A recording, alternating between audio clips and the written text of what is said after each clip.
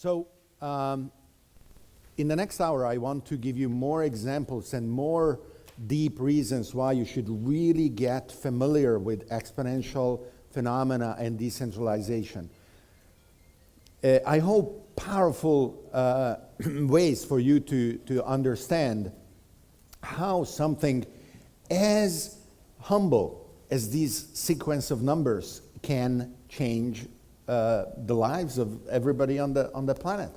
If you look at this sequence, it doesn't look like much, 0.0 whatever. And there was this thing called the Human Genome Project, started in 1985 with $3 billion of budget for 15 years of research to decode the 3 billion base pairs of a single human genome. After in the 50s and 60s the DNA was discovered, we started to learn about its general structure, but not exactly what the components of the DNA was, let alone the human DNA. And 7 years after the start of the project, halfway in the 15-year duration, they were at 1%, with 99% still to be done. Everybody, even the experts, were in panic, or worse, desperate. They were saying, we have to throw in the towel here, it's over. We totally failed. Very few realized that those 7 years, corresponding to the humble sequence of numbers that I showed you, corresponded to an exponential, a deceptively slow exponential curve. And actually, 0 point whatever, and then doubling every year. There's nothing magical about it, number one. And this chart is, just like that. But they thought that they were here. They were not on the blue line. They were on this black line. And in year 8, they were at 2%. In year 9, they were at 4%. Then 8, 16, 32, 64, and they didn't even go to 128. At 100%, they stopped, and then they had a few weeks off. Right on time, right on budget. In the year 2000, the private and the public efforts joined forces, and they announced the success of the initiative. Amazing. Especially amazing because quite a few of them, falling back in the linear thinking, said, okay, can you give us $3 billion more? Because now we need to decode the second DNA. And then another $3 billion because we need to decode the third DNA, and so on. But that is not what happened. Because exponential technology not only improves across one parameter, it improves across any number of parameters. And 15 years later, it was possible to decode an entire human genome in a couple of weeks rather than 15 years, and for $2,000 rather than $3 billion. And already, the machines are being designed and produced that are going to make possible to decode a human genome at an incremental cost of about a couple of cents in real time within the next 4 or 5 years. Okay? That is the science fiction world where you are living today. It's not like in the 50s where we were watching the first episodes of Star Trek, or 60s, whenever it was born, and we imagined thousands of years in the future.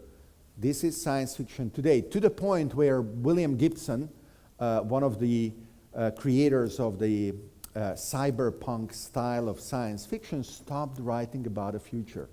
His last 4 or 5 novels of science fiction are in the present. Here's another exercise. If I'm a frog in a pond and I need to monitor my environment, because, for example, there are water lilies that could be encroaching, and as long as they are, just in a few places in the pond, that's fine, but if they are completely covering the lake, I will die because maybe my food source will go also extinct, the flies that I'm eating or whatever. It is a very poignant example of how to keep an eye on exponential phenomena, because whatever the doubling is, and let's say that the water lily is, just to make a simple example, double every hour, or maybe every day, let's say every day, double every day. If I am saying, oh, this lake is just a quarter full, I have plenty of time.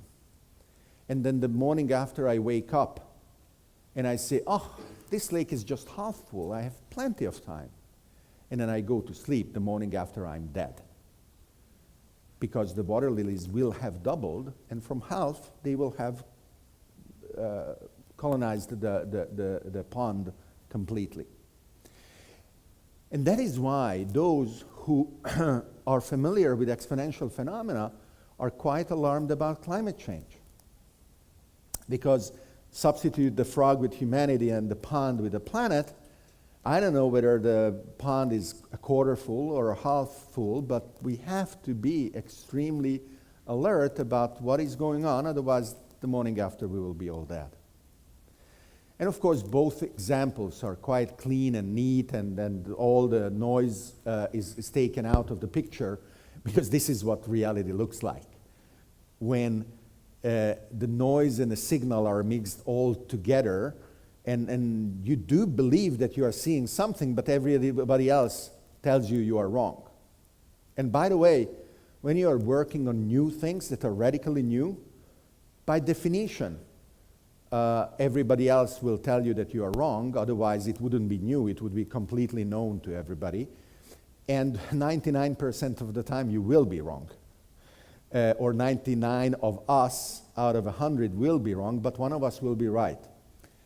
That is why allowing so many of us to fail is a huge achievement for society, because that is how we afford to find those who will be right. And of course they must be talented, and they must be persistent, and they must be able to overcome difficulties of all kinds, but in so many ways they are just lucky. At every business book where you read the incredible history of some entrepreneur that was amazing, and you believe that it can be a template for your own success, that is a fantastic marketing trick. It is not true, because every success story we see has a huge built-in selection bias. There's no business book about the 100 of those who didn't win. One of them because he was run over by a car, the other because he was late to a meeting that didn't happen, the third because he lost his wallet on the train, whatever it was. There's no business book to learn about them. So when you look at reality and you look at those two lines and you are wondering, okay, is this linear, is this exponential, what should I do? Certainly it is not easy. There are, all kinds of methodologies, all kinds of both objective statistical tools, but the easiest maybe for you to remember is that linear phenomena don't improve with the number of components involved in the in it.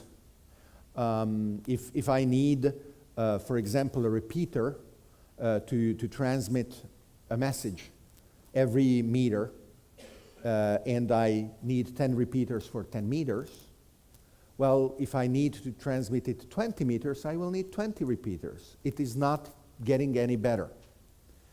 But if I invented the fax machine, and I convinced one of you to also use it, and then we convince a third person, and then a fourth, the number of possible fax transmissions in the network of those who have a fax machine doesn't increase with the number of people in the network. the possible fax transmissions increases explosively as a power of the number of people. And the first is linear, the second is exponential, okay? And that is the way that led to the success of Skype or Facebook or WhatsApp and other things. So watch out when a network is formed, how the interactions in the components of the network can lead to that kind of explosive success, which is also not a guarantee. This is a product that was commercially available in 1964, produced by the very successful telecommunications giant called AT&T. And it was called Videophone. Total flop. I don't even bother looking up why. Probably it was too cumbersome, little screen, black and white, very expensive, couldn't transmit too far. I don't know. It was simply too early.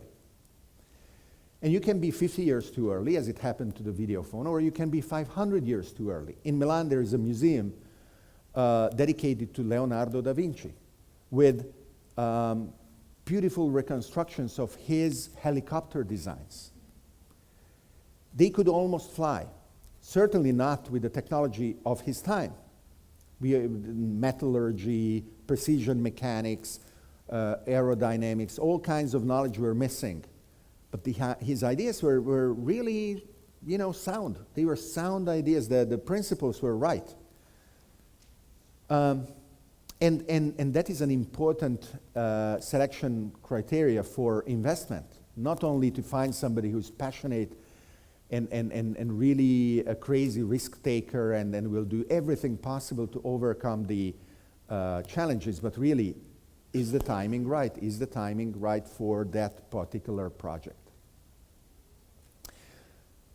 But even though, if the timing is right, the people are right, and everything is in place, we have to understand and accept that certain risks and uncertainties are impossible to eliminate. You cannot reduce risk more than a certain level, and really, in order to decode the future, whether you are in New York or in Hong Kong or in Cape Town, the best way is to just do it. This book is also something that I recommend, Exponential Organizations by Salim Ismail, who is the founding executive director of Singularity University, together with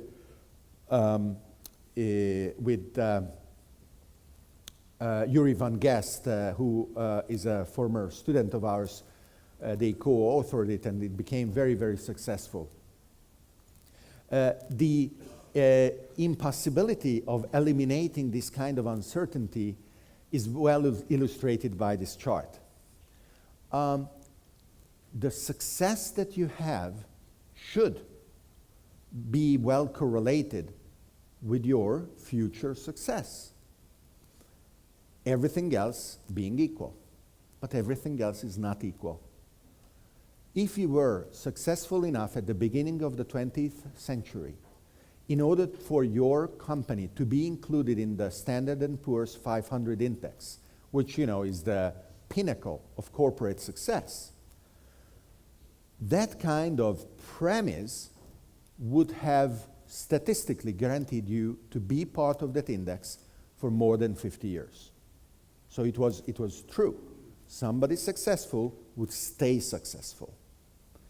Today, the same premise, somebody who has been successful enough so that his company or her company is included in the Standard & Poor's 500 index, leads to little more than a dozen years of being in the index itself.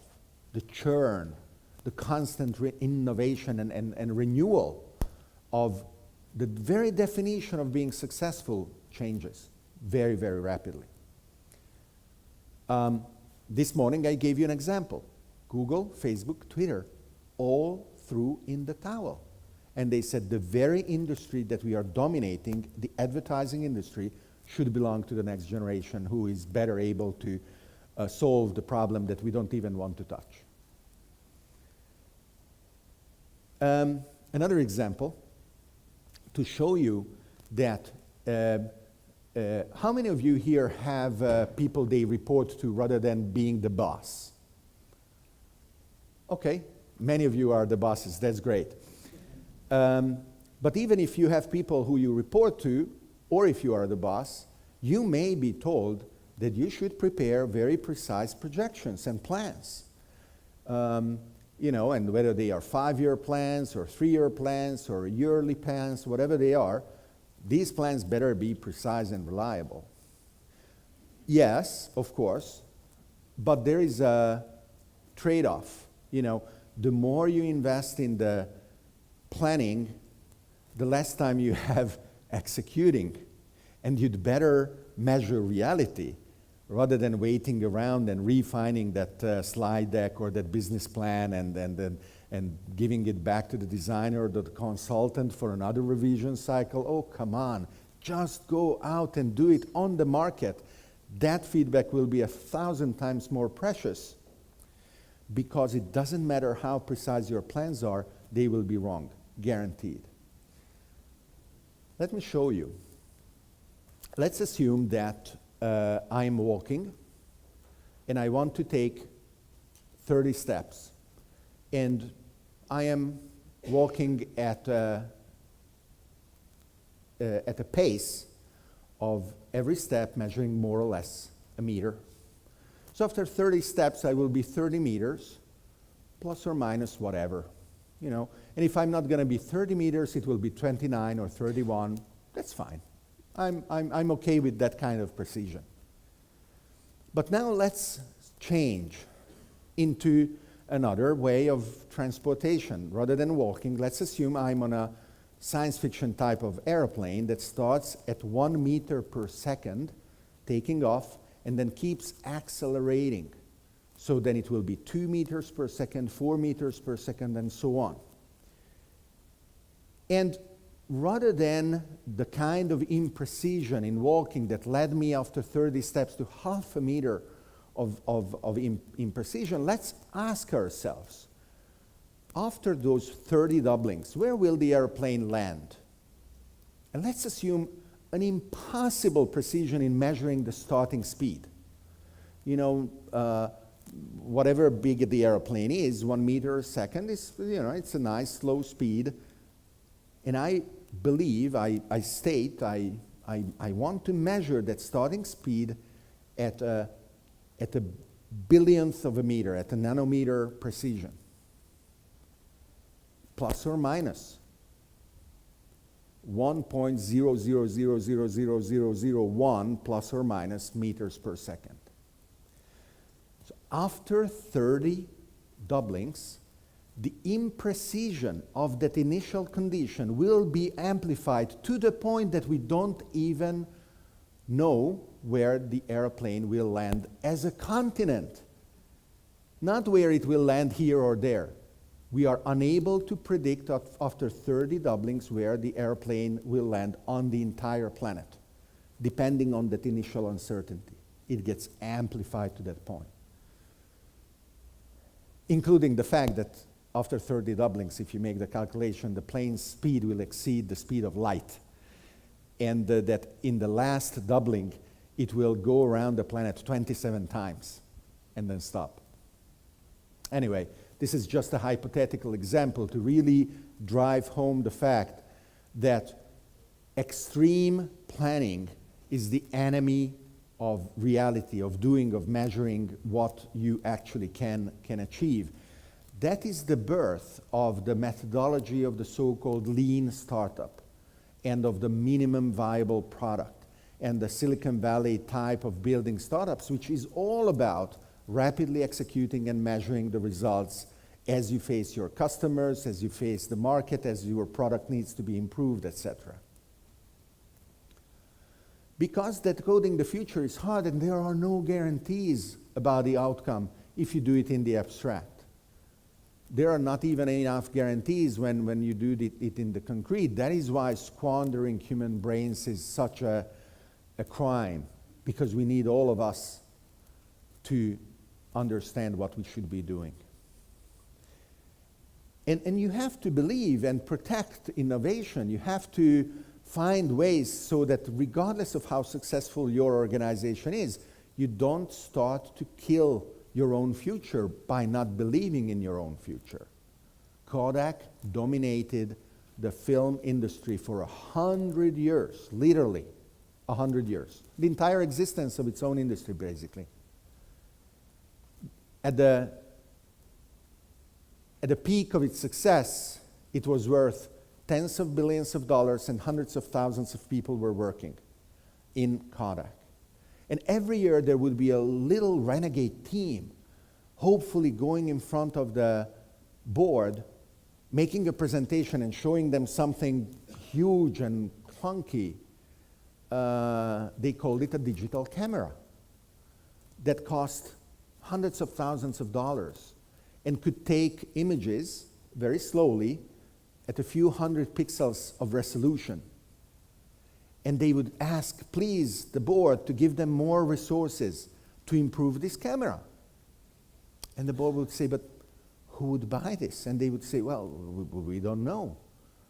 What can it do? Well, very little. And the board would say, but listen, our customers are the people who take photos for National Geographic and Playboy and whatever else. And they would never buy this. Why would they? And they won't buy it next year either. And maybe they gave them a little bit of money just to keep them around, but not what they would ask for, ever. Never. And the year Kodak went bankrupt, not only digital photography through mobile phones has been completely transformed, but already digital photography became a platform and an ecosystem itself that was able to be so fertile to create things like Instagram.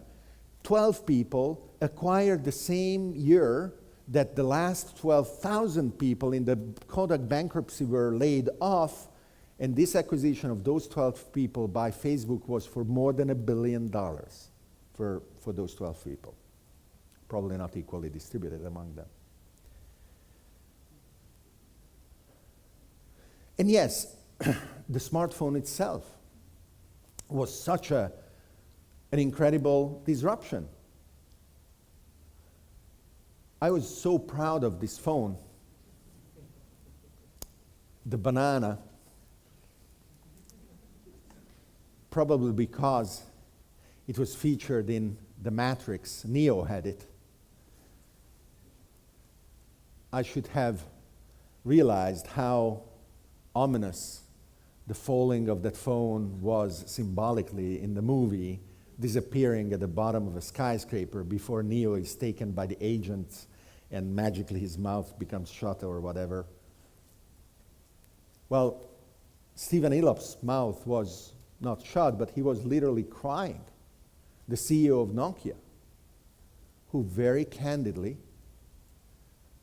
on stage in front of thousands of people, said, we didn't do anything wrong, but somehow we lost. They lost their way. They lost the capacity to innovate and to find a path towards a future that was happening for others and not for them. The generations after generation of innovation that we are seeing is just incredible. From the clunky electronic brains of the 50s and the 60s that were based on vacuum tubes. These were so brittle and unreliable that every morning an entire team would have to scour the computer, physically inside the computer, to find which of the tubes broke during the night and swap them out. That is how the expression bug was born, because literally night, the things that fly, whatever they were, would short circuit some of these vacuum tubes, and they would need to be found as well. And I'm sure there were people at the time who said, oh, these computer things are new and newfangled and wonderful, but there are real limits to what they can do. Listen, You cannot grow these computers beyond a certain limit. Otherwise, you would spend the entire 24 hours searching for vacuum tubes to swap out, and you would never have time to do any real calculation. And yeah, they were right, except that we never even tried to grow those computers beyond a certain dimension because new kinds of things came about. Transistors, integrated circuits, and today we are literally exploring the limits of the physical ability of creating circuits based on the principles that many people today think represent the ultimate limit. And sorry, but computation will not progress beyond that.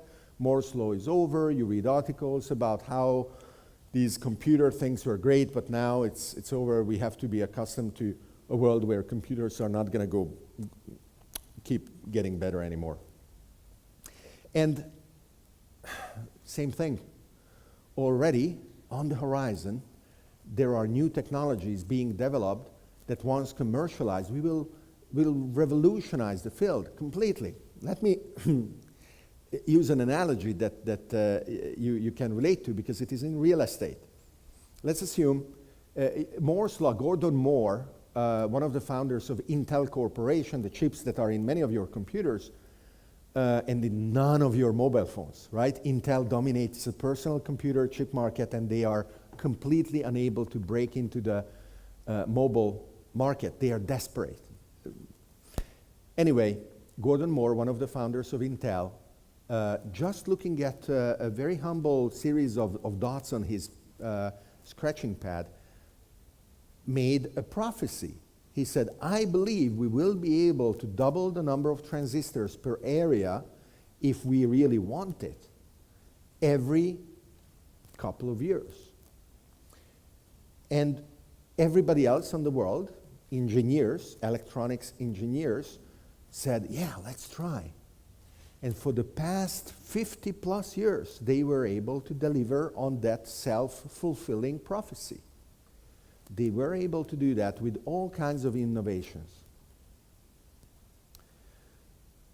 And quantum computers are totally different. Normal computers look at electric current that flows in the circuits and the resistance of the circuits, and the smaller you make the features of a chip, the less you can ignore that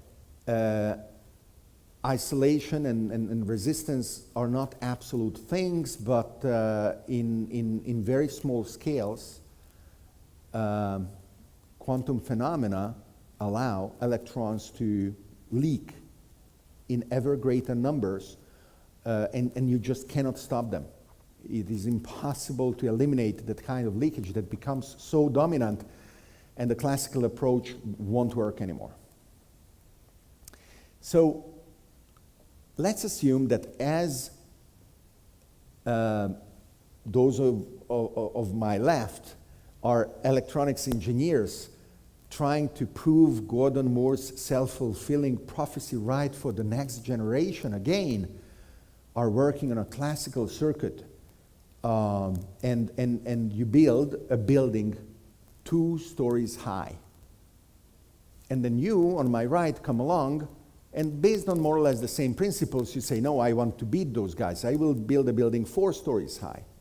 And then you guys say, no, we will be 8, 16, 32, 64.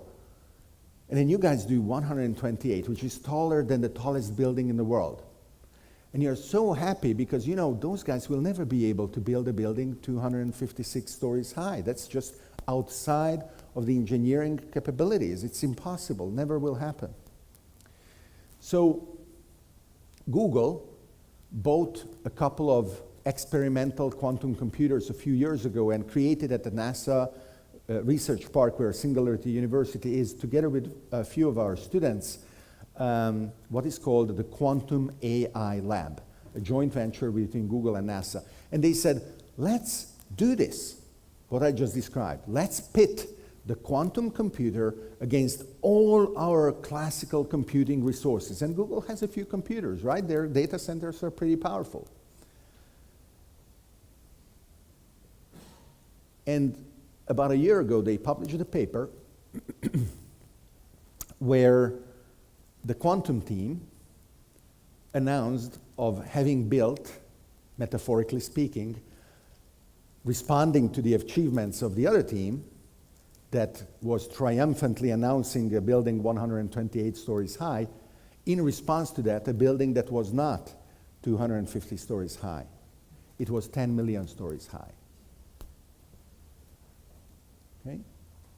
So that is the kind of improvement and revolution and disruption that we are on the verge of seeing. Anytime that somebody says, oh, but we are living in a limited world, we really have to give up our ambitions. Humanity is full of hubris and arrogance, and we're destroying the world. And, well, yeah, I mean, I'm going on a safari, and I was told I'm not going to see a rhino because the rhino is no more. Sad. Horrible. I'm pissed.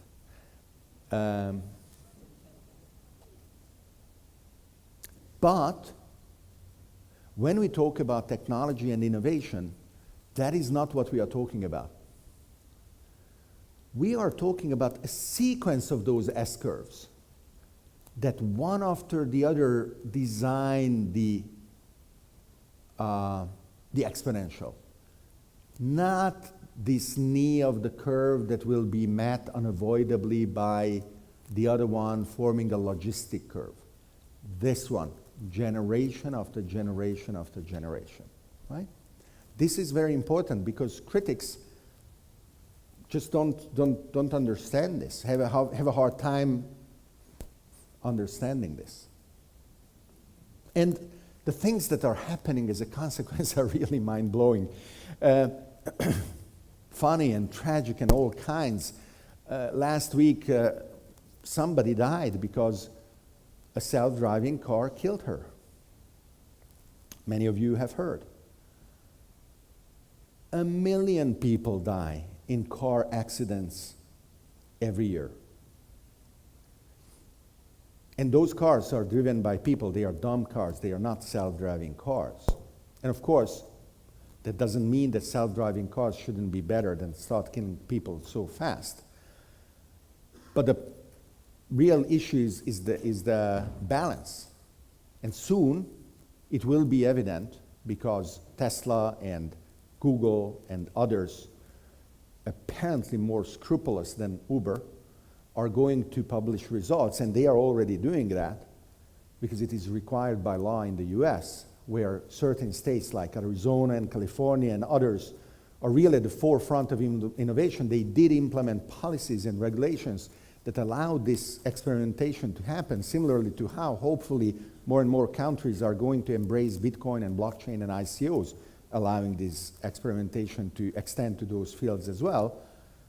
The reports show that millions of miles are driven by self-driving cars without accidents, and that the number of miles that are driven by the car by itself without the human driver, who is mostly still required, should do anything, are lengthening.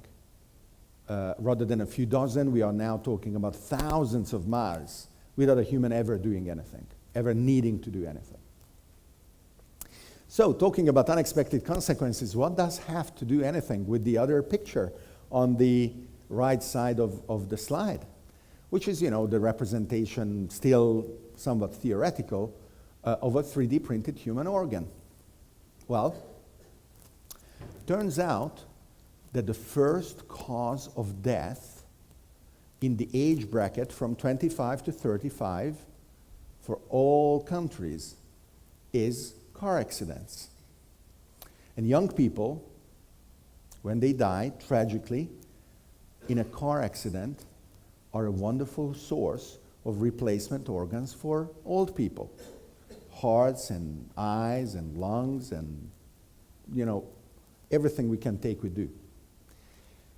And if I'm not mistaken, this country really pioneered organ transplantation, right? The first heart transplant happened here. But when self-driving cars, as it is projected, will eliminate 99% of those human deaths, it will be a big problem. Old people still need their organs.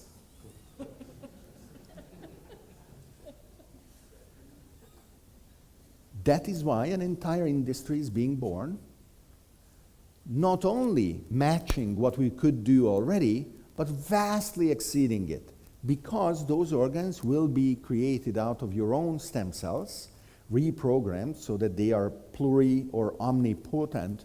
They can become whatever we want, and there will be no immune reactions rejecting the implanted organ, which is a huge complication in the relatively primitive things we are able to do today. We mentioned DNA sequencing.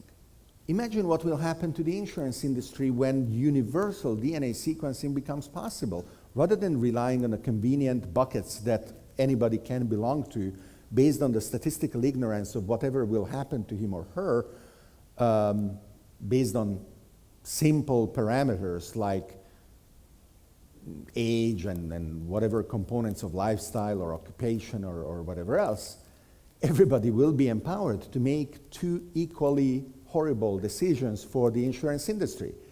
Either I will say, you know what, I will not need an insurance against that kind of outcome, because at least statistically speaking, I know that my genetic makeup will protect me from that. Or, oh my God, I do need an insurance on the other side because I know that I will get that kind of illness. And both of those decisions are going to completely undermine the current business model of the insurance industry. But it doesn't matter how uncertain, unexpected, unprecedented all of this is. The largest opportunities are being created as we speak. Really incredible businesses are being born. One of the companies started by Peter Diamandis, who's one of the founders of Singularity University, is called Planetary Resources.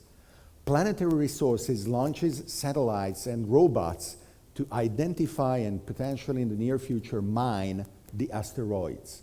And they estimate that the asteroid that they may capture and bring in an orbit around Earth will have a content of rare earth metals to make it worth $1 trillion. $1 trillion, $1,000 billion. But that is not even their real business plan. The real business plan is to identify asteroids that belong to another category that are not high metal content but high water content, and tow them not on orbit around Earth, but position them in precise Lagrangian points in outer orbits, and then with solar panels split the water in hydrogen and oxygen to create refueling stations to colonize the solar system. That is the kind of open ambition that is driving the people who understand what is becoming possible. What is becoming possible thanks to technology? When slavery was the only way that we could organize resources, there was no alternative, really. If you asked a slave building the Colosseum if his life was just after punching you, he would tell you it's not. But then you ask the follow-up question, oh, do you imagine an alternative? Imagine a society that doesn't have slavery.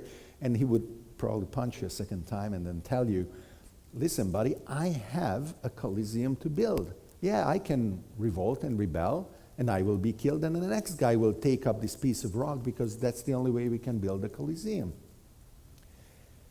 And I imagine, Spartacus, the rebel slave, potentially winning against the Romans and establishing an enclave in Apulia or wherever in Italy, and then around the fire, a first night, after resting a bit, looking around suspiciously and mentally calculating, okay, so next day we have to gather firewood and we have to, dig a new toilet and then whatever else.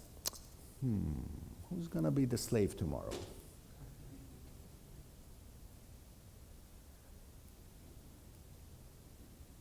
Even just 100 years ago, or maybe 150, you can look up the Times of London, entrepreneurs and capitalists lamenting the passing of laws that prohibit child labor and saying the entire empire, the British Empire, will fall as a consequence because they will not be allowed to have 10-year-old children working 12 hours per day in coal mines. Isn't that amazing?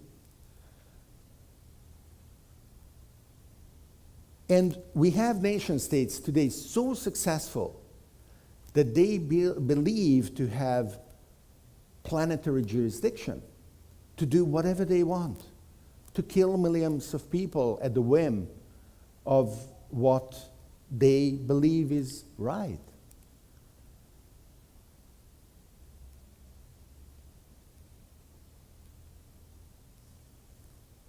Is really the creation of a single planetary authority the solution that is a one-size-fits-all socio-economic order for everybody? The social contract is not a natural law. You know this. There was a certain type of social contract. Here. And everybody, I guarantee you, I spoke a few of you, everybody, when they, at lunch, somebody told me that he's a bit frightened about all of these things and how can he cope? And I told him, listen, there are two ways. One is being born in that thing. You know, there will be children born in space. They will look around and it will be normal. They will be born and they will say, oh, okay, this is how the universe is. They will not question it. And the other way is becoming a child, becoming somebody who is open to the possibilities. Because I guarantee you, I'm nobody, I cannot give you lessons about this, but I guarantee that the people who were here, whatever, 50 years ago, thought that the current system at the time would never change. Would never change. I mean, actually, I was born and raised in Hungary during the communist regime, and believing that the Soviet Union would fall a day, and that Hungary would become part of NATO, and that, all the things that we've seen in the past 20, 30 years is unbelievable. So those people who say, oh yeah, you are all so self-deluded revolutionaries, what you are trying to do will not accomplish ever to anything, don't see the power of exponential change and how fast a phase transition can actually occur. There is another picture that when we are in Durban, and I still say that I didn't find and put in the presentation, Kevin, you must kick me, because the other picture is very representative. It's Sheikh somebody of Saudi Arabia quoted having said several decades ago, the reason the Stone Age ended was not for lack of stones. And the reason for the age of oil ending is not going to be for the lack of oil. And that is what is happening now. The revolution of solar is incredible. In more and more places of the world, it is the cheapest energy source. And it is going to change a lot of things. It will create a huge uncertainty and instability on the geopolitical sphere. As, for example, the petrodollar will disappear. It is not going to be the world currency anymore. And how the US will react with atomic bombs and crazy leaders. So what is among all of this so inspiring and exhilarating, at least for me, and I hope for you as well, is that we actually can work it out. Here, it did work out quite all right, which is not a guarantee that it will be all good forever. But if anybody looked at the situation in South Africa in the 90s, at the end of the 80s and the beginning of the 90s, the foregone conclusion would be total civil war, millions of people dying, and decades of chaos. Absolutely, that was the lesson of history. And it didn't happen. 10,000 years ago, if I left the, let's say 30,000 years ago, 50, if I left the cave and I told my wife, I'll be back at 6 o'clock, whatever, make sure that dinner is, well, not ready because I'm bringing it, but whatever. And then I didn't, she was probably sure I was dead. The distance between success and failure was death. There was no margin of error. And just 200-300 years ago, entrepreneurship meant that if you failed, you went to the debtors' prison. Debtors' prison was for people who couldn't pay back whatever they were loaned by whomever. It was certain death. You didn't come back from debtor's prison. And your family had no safety net. They were immediately reduced in abject poverty, no margin for error. And today, we are in a society that cherishes failure. In Silicon Valley, there are crazy parties with people wearing T-shirts printed on the number of millions of dollars that they lost for their investors in startups that didn't go well. And they are not killed, they are not thrown in prison, they go on and try again. And yeah, sometimes they succeed because they are allowed to try again. Because we have to try and try, especially in uncertain times, because we cannot be sure what is exactly the right way to succeed. And that is how we learn. That is how we understand the world better and better. We invent, we innovate. I love questions. Because questions are bridging the gap between what is already known, merely building blocks for better questions, and are the ones that will deliver the ability to add value in a manner that is not guaranteed, but correlates with a legacy that lasts. The world changes, we adapt, adopting new ways, putting ourselves out there, just without asking ourselves, who told you that you could do this? Nobody. I'm just telling you. And if you want to listen, good. If not, you leave the room.